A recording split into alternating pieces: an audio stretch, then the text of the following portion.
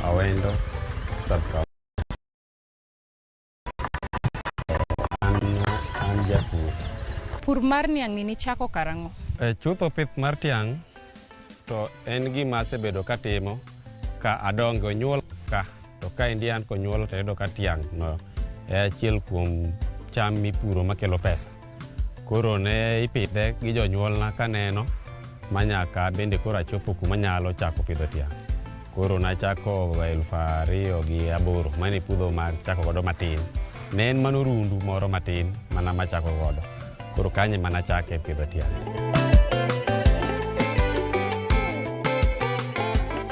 Kana chako 2008 nikech ne norundu ayudo mana kodhi moro matin koa kuom puoth mamana to miya bende kumoro matin te mana pure tiang'. To gi higni ma bende isebedo kipidho niang', gin ber mage ma in iwuon kaka japur iseneno? Kaka japur ber ma aseneno e pidho tiang' en ni sama apitho to anyalo bedo gi chenro mar timo gimoro nikech koro an gi gima geno, an gi pesa moro mageno ma adhi yudo ka apidho tiang'. Koro aseneno ber ni kakayo tiang' to an gi pesa moro ma anyalo konyora godo e yorena mag ot kendo anyalo konyora godo e gik mamoko matimo mag dala mag pacho kaluwore gi kaka ayuto e tiang'. Kendo anyalo timo ohala mamoko ka aseyudo pesa moa kuom tiang'. Kodhi mar tiang' niwuon igolo kanye? Ahinya ahinya wayudo ga koa kuom kambi ema nigi kothe mabeyo ahinya.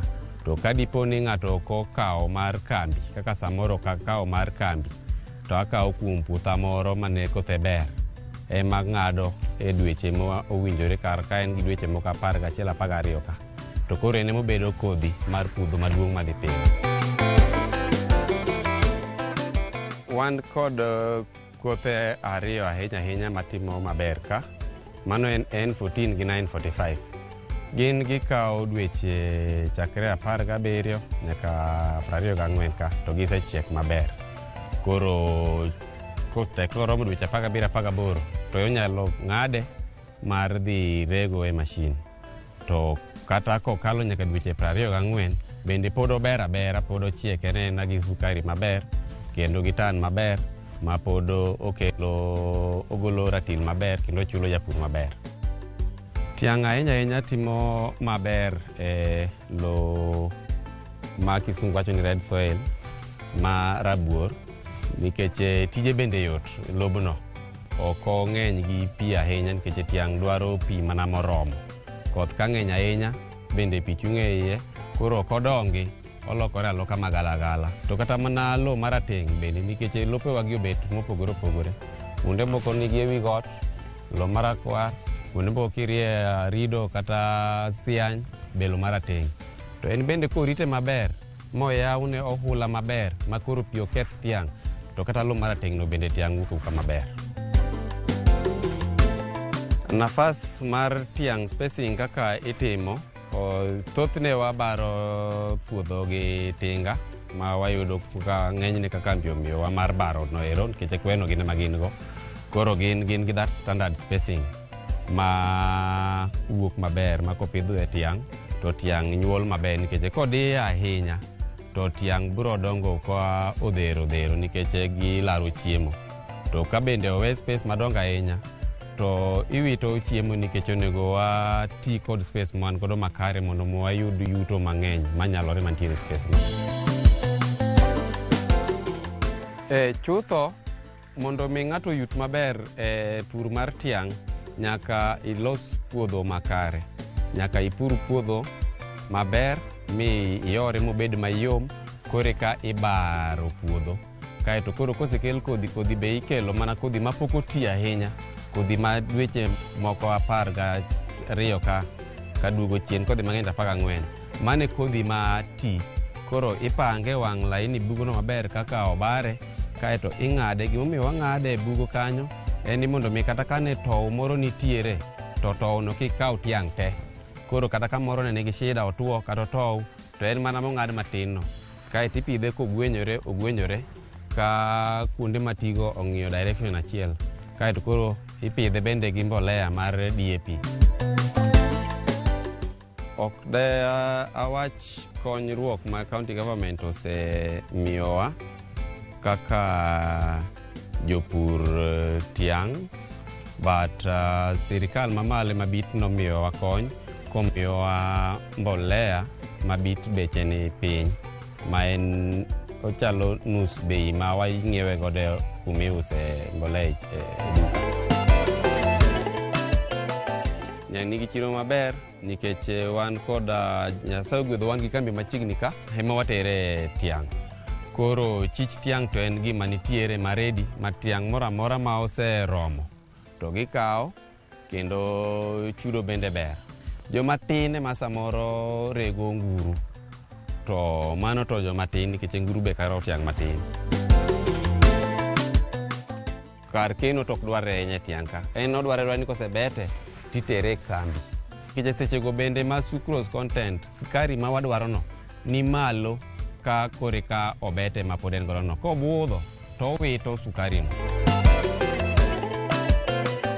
Kata kamano tuoche ne ok ng'eny ahinya, to tuoche mamako cham machalo kata kaka oduma gini gin family achiel gi tiang'. Koro dipo ka samoro mako tiang', kopogore gi buya moro miluongo ni kayongo. Kayongo no en ema ka en e puodho to kuma entiere niang' ok bede maber. Koro en ema dawachi ni ne tuo maduong' machando koni kaka jopur. An thuolo kuom ng'ata ma diher mondo oyud puonj makare e tiang'. Koro namba ma ng'ato nyalo tiyo godo en 07 27 69 77 89. Mane namba ma ng'ato nyalo yuda godo. Onyalo orona kata mana wach matin e WhatsApp kanyo, to amiye thuolo no. Kata Facebook antiere gi nying mar Victor Witi. Koro kanyo ko yudae tanyalo lerone kaka onyalo puro tiang', kaka yuto modhi bedogo, kata kaka samoro konyalo yudo puodho, nikech nitie jomoko madiher chiwo puodho, deso puodho mondo ng'ato pur. Koro mago duto te bende nitiere. Nyakoromogi Ajwang', gi thuolo ma bende wan godo sani en ni wasewinjo puonj, osenyiswa gigo ma bende ng'at madwa pidho niang' nyaka bed ni ng'iyo ahinya. Omiyo gi thuolo ni wadwa ni wakaw dakika moko matin, aeto bang'e kwaduogo to wadwa ni wadhi wane gimiluongo ni harvesting, kata kaka ibeto niang'. Kik idhi mabor.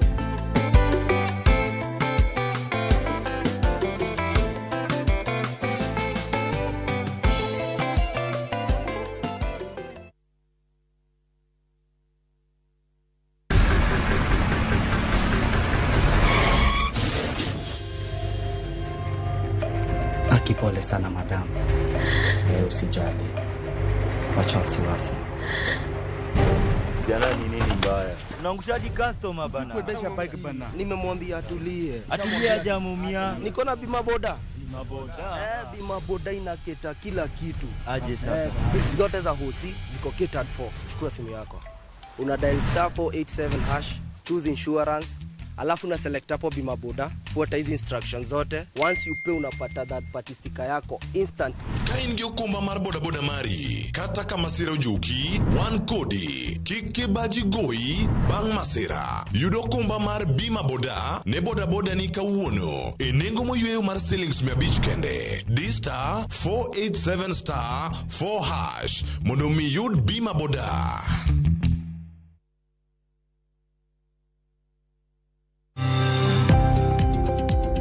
Ohala gi mwandu, wakelo ni jolony e weche ohala. It is important mondo wan kaka joluo wabed gi dongruok. Wafwenyo ni adiera matut mag timo ohala. Tijni kidwa time en mana mashin mar luoko to gi kuminya yude pi. Wawuoyo e wi yore makare mag timo ohala. Kisechopo level mabedo brand, ono bende gimoro amora mitimo en gima timo ang'o makelo pesa. Wakonyi dongo ohandi ka wamiyi yore mag kano mwandu. Investment group kawache mana gi nyinge no en choko pesa kasto ikete kamoro kasto ogolo nyinyo. Mabiro konyi e kinde mabiro. Omiyo wakwayo ni ji duto ket pesa gi e savings mondo wapuonji kaka gibiro tiyo kodo. Riwri kodwa chieng' tich ang'wen saa 1:45 otieno mana e Ramogi TV.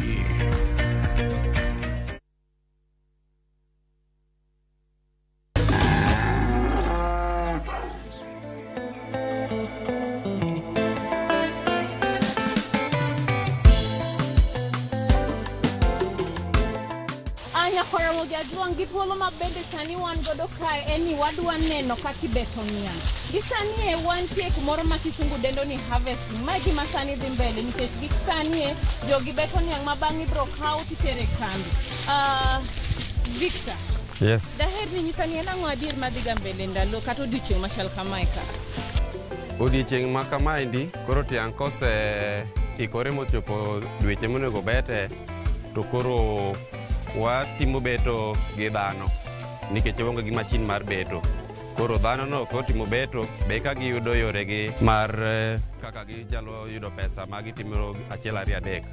Koro ma be miyo gi tich maber. Koro sama gibeto ji 5 nyalo beto tinga 1, mano gimota na par. Koro kada kidwa ting'o tinga 3 to ibedo gi ji katinda 15. Kore mabeto maber, tibete gi piny maber, magol wiye maber, malwere maber, mondo dhi kucho ka en mana tiang' no kende ma idhi pim madhi golo skari e kambi. Sasa ma watni ubeto kamae, kupogo wiye kata kugolo kuma ok tere kambi, mano wanyalo luongo ni nitie value addition ma ng'ato bende nyalo yudo kopidho niang'? E pur mar tiang' ka, wan nyaka gi dhok bende ma wapidho e mierewa. To kuonde kwath sani ok ng'eny ahinya nikech ji nodonje pur kabisa.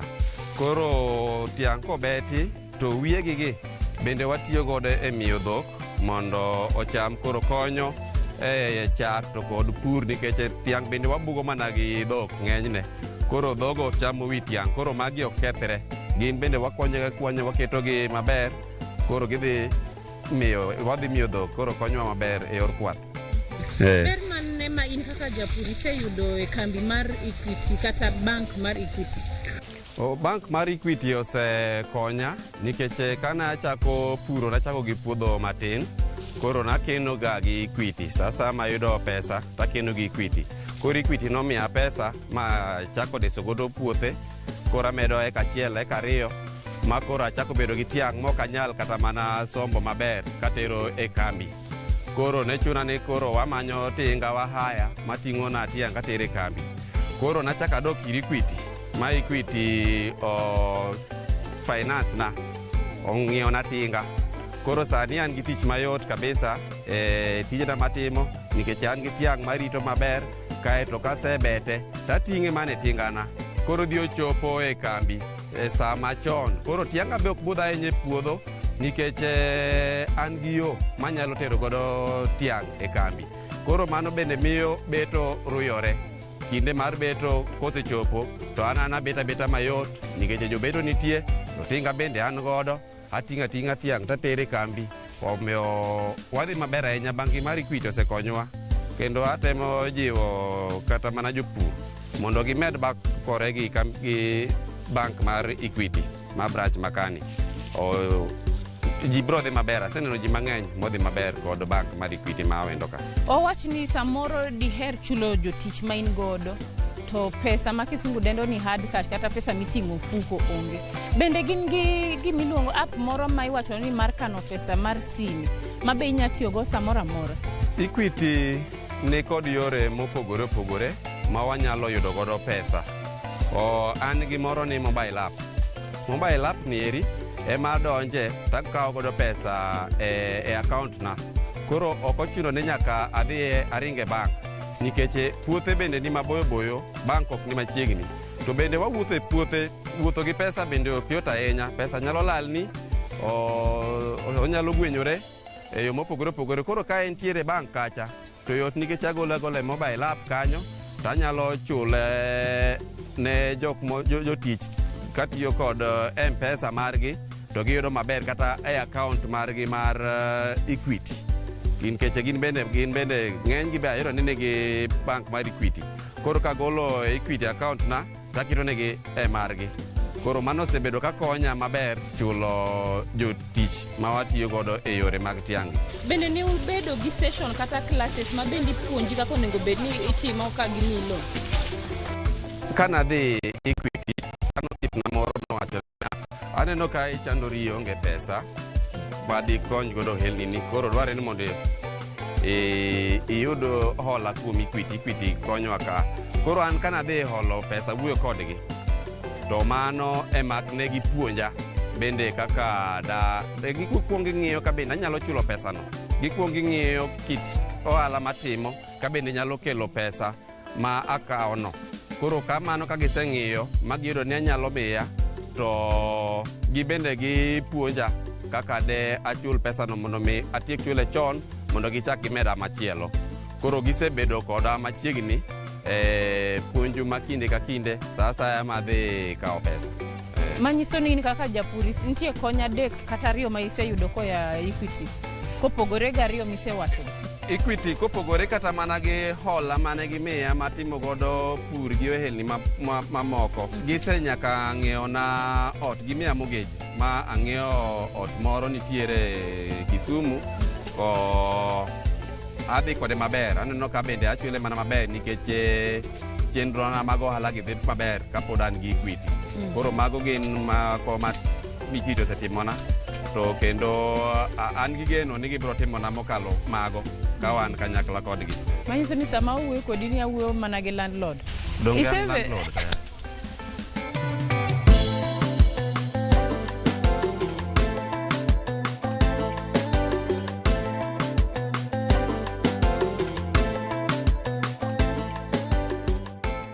Gi thuolo ma bende wan godo sani daher ni nyis jopiny nyingi kuma wantie gi guma in iwuon itimo. Yes. Gi nyinga iluonga ni Peter Isaac Oloo, ajakara chwanyo Kauma. Koro Sonika an kaka harvesting contractor. Wane mwatelo ne jobeto. Koro jobeto wagi wan gi duty to delegate. Nyaka wangi ni gibeto maber, quality, ntiere kaka waketo gi sa okinyi ka gibiro tich, kokwongo waketo gi gibedo ji 4. Ka gisebedo ji 4, ma en chiwo thuolo maber mondo niang' mang gichoko ji 4 ka oyudre ma nyalo pong'o tinga. Koro sana kwa donjo puodho gokinyi, tidwaro ni ikwongo ng'iyo puodho ka bende gi entrance mar tinga, ka be tinga bro donjo access. Aeto then after that to koro ipango gi. Inyalo bedo kodgi over 50, maybe even up to 100.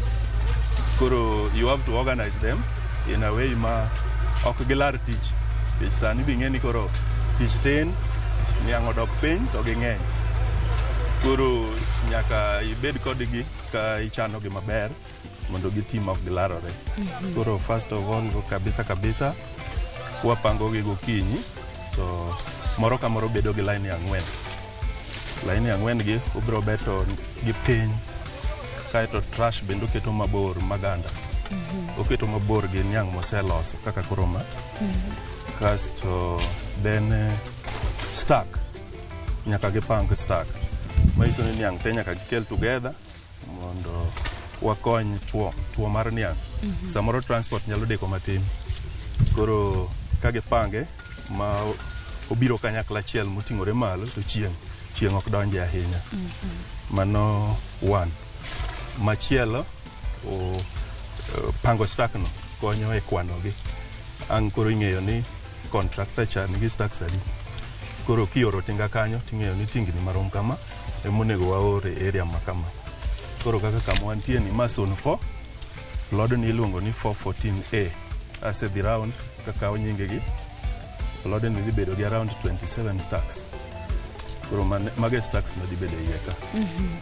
Koro beto, kwa beto wa make sure ni maganda ok bede niang' ong'ol gi piny ma chiwo thuolo ne niang' mabiro lot maber. To kong'ol gi malo, niang' malot ka ok bed gi ngufu.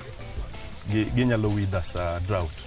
To king'ole gi piny, to nyiso ni niang' mabiro lot ka biro yudo low, giti but low, giwuok but low. kasto then gibedo gi ngufu kendo gibedo healthy. Mano is one reason momiyo onego bet gi piny. The other one, niang' kobet gi piny, sucrose content ni piny ka. Piny kanyo nitiere gi sukari mang'eny. Koro mano momiyo kuma sukari ng'enye no e kuma wan be wadich go nikech sukari ema wadwa nodhiou kendo mamit, sukari mamile cha. Koro mano momiyo wabete gi piny. Mago reasons momiyo nyaka bet gi piny. Kamano. To ma tich misetimo kuom thuolo marom nade kata higni kata dweche adi? And so many years. Kochakre 96 up to now. Mano in gi experience. Kendo yom. Oyom. Kodhi maber. Nyakwara Mogi Ajwang' gi thuolo ma bende wan godo sani en niya, abilo niang' ma bende wadwa tere kambi. Tanya nyisi ni adiera gima nitie ka en gi sukari kendo ndhadhu ne mit kabisa. Wadwa kawo niang' kata tiang' kaluwore gi kuma in iwuon ae mondo wadhi watere kambi. Aeto bang'e wadhi nyiso gigo ma bende timang'owa timore to mane kambi ma bende wadhiye. Kik idhi mabor.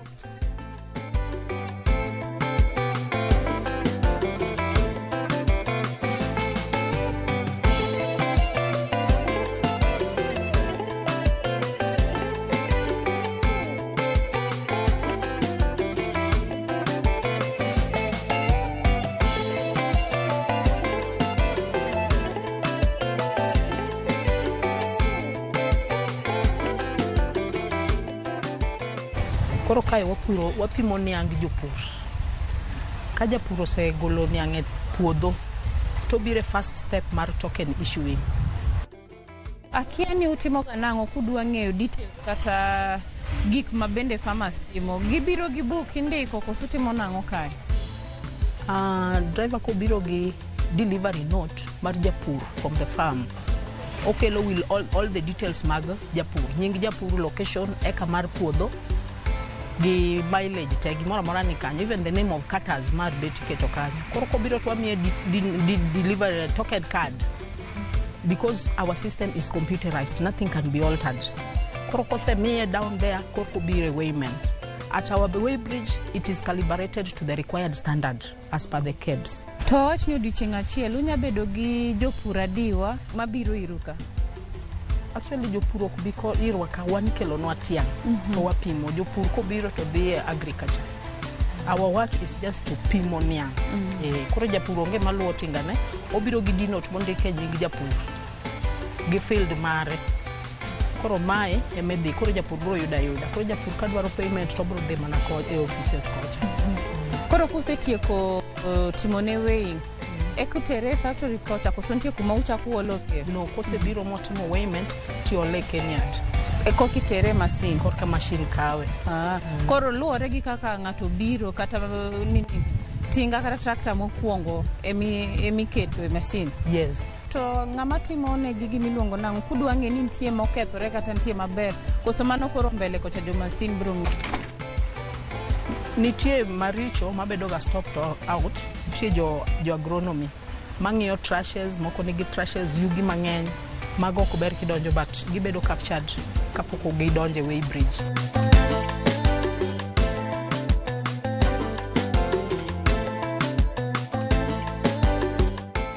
Gimora mora man gi chakruok nyaka bed gi gikone. Nyakwara Mogi Ajwang', ageno ni chenro ma kawuono ni omi mijing'o kendo mi puonj ma in bende inyalo dhi mibed go miwach ni oyo adwa donje pith to mana mar niang'. In kaka japur kamora mora ma intie to diher ni mondo wabi walimi, inyalo tiyo gi email marwa mar purgiohala@royalmedia.co.ke. Kaka pile ne wasesingore ni wabro chopo tadier wan ok wajo miriambo. Omiyo pile an kaka an matayo chenro ni iluonga ni Alori nyaka Blar. Oriti masani.